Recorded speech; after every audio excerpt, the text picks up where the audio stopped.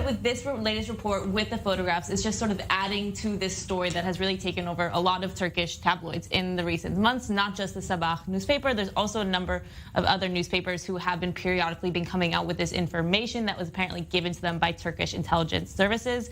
It is, of course, important to note that the papers who have been publishing that most of them are outright pro-governmental mouthpieces, some would consider them, versus some that are simply affiliated with the regime under Erdogan's regime in Turkey. So it's certainly to be taken with a grain of salt that many of these newspapers who are more closely tied to the Turkish presidency are all publishing this information. That's not necessarily to say that it's not true, but clearly there is an effort here to disperse this information in a way through these newspapers in Turkey. We're not really sure what the goal is, but here in Israel, we're not sure how much credibility it has been given or how seriously they are taking this report. All we've really heard from Israeli officials is from one Knesset member. He chairs the Committee on Defense in the Knesset, Ron Baran. He was also the former deputy director of the Mossad, of this Israeli intelligence agency who is accused of running this network in Turkey. He has come forthright and adamantly denied the claim, saying not one of those 15 suspects worked for Mossad, and has blamed it on Turkey looking to make up false reports to try and make their intelligence services look better. So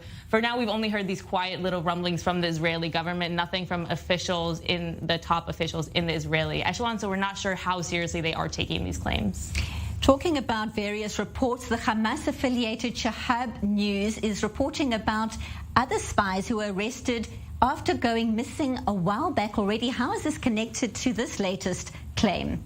So we're seeing reports that it might actually be the same spies, that it's actually the same network that was tied in. But months ago, we did see the Hamas-affiliated Shahab News publish a story about these missing Palestinians. And they have since put out more articles on this story once Turkey announced that they had arrested these people. Again, Turkey didn't officially announce this. It's all coming from these government-affiliated newspapers in some way.